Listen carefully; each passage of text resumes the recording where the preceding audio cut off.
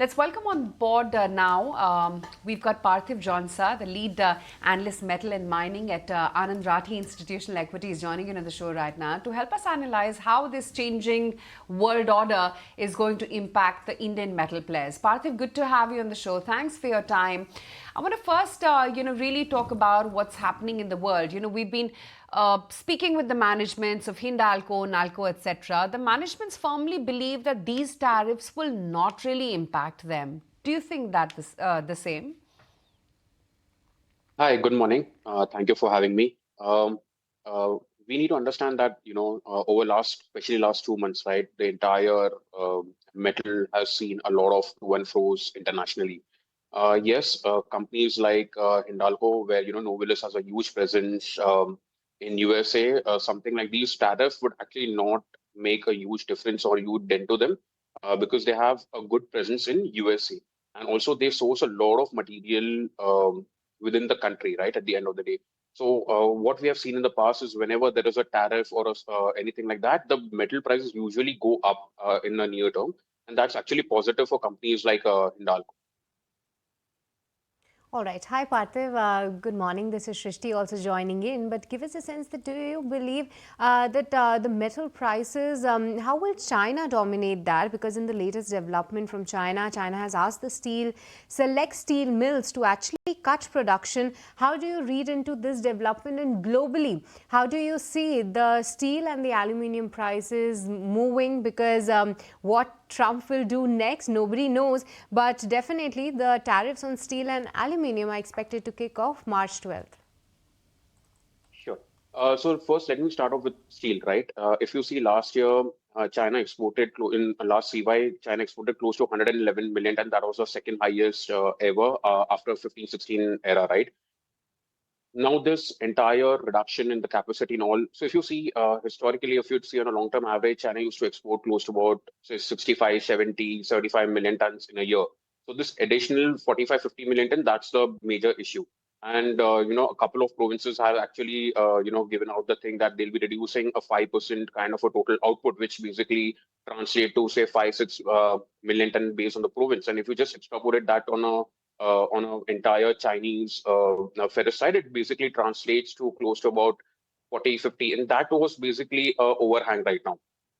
Even this year, if you see the first 2 months, the total export from China is running at over 100, 101 million ton annualized run rate. So this needs to come down. When this comes down, there will be a certain, balance in the global ferrous landscape. Now, coming to aluminium, in which is China has a deficit in aluminium in the very first place, right? The second thing, what I'm hearing and reading across is that a lot of these um, consumer companies in the West, or even a lot of these AC manufacturers, they have actually started using more aluminium than copper. So the demand for aluminium will keep on going. It is expected to even keep on increasing further across the globe. So the demand for aluminum and ferrous will definitely be there. However, considering China has a certain overhang as far as overcapacity in ferrous is concerned, you need to reduce this in order to have a global trade balance in the very first place. View. Morning, this is Snehi also joining in the conversation. Now, the steel industry back home has long asked for a safeguard duty against increasing influx of cheap steel imports. Now, this is your interaction with the industry. What are you getting to know on this front? Could we expect an announcement on this front anytime soon? Hi, good morning.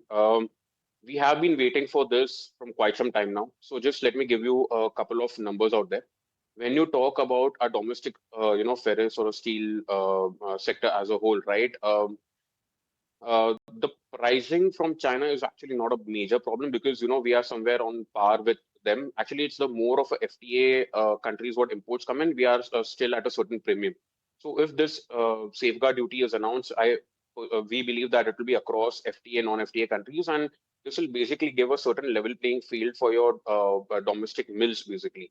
What we have seen in the past, whenever there is a duty or a safeguard duty which comes in, right, the very initial uptick in the prices in a certain range of say 1500 to 2500 range, and thereafter, even if you see the 2017 era or even after that, whenever there was some or the other announcement, the prices have actually increased in the range of 15 to 20% thereafter. We believe that this should come anytime soon because this is the need for our domestic mills. If this comes in, you can see a good price coming in, especially for a flat steel manufacturer. Because today, what is happening, especially after January 2024, most of the weeks, right, your long steel is commanding a premium to flat steel, which was not the case in the long. If you see a long-term average, your flats commanded a premium of about 2,800 to a long. Right now, especially over last 1.5 year, that's the complete opposite. That the longs are commanding a 2,800 rupees kind of a average premium to the flats. So in the very initial, you can expect flat steel prices to actually go up by 1,500 to 2,500 kind of a range. And this is actually need for an hour. We are expecting it anytime soon. All right, but yes, of course, Parthiv, on a YTD basis, if we see, then Indian Metal Index has been an outperformer. Off late, in the week gone by, all these metal stocks have been shining bright. But give us a sense that what do you feel that at least in the near term and in the medium term, will this momentum sustain? And also help us with your preferences there. Yes, I definitely feel this momentum will sustain because what I'm hearing on ground is also there is a lot of private sector inventory stocking yet to be done.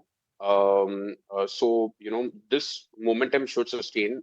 Plus, when you have a pricing increase, that will also be a very positive for the mills at the end of the day, right? As far as you ask me, my pecking order in the ferrous space, it is JSPL, JSW, thereafter followed by Tata Steel and Steel Authority. Why JSW? Because these guys are adding the max capacity. They are present in the flat steel. They are present in the value-added flat steel. So that actually gives a better realization at the end of the day.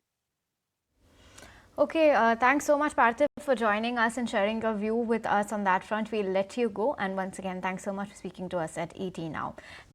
If you like this video, then like, share and subscribe to ET Now.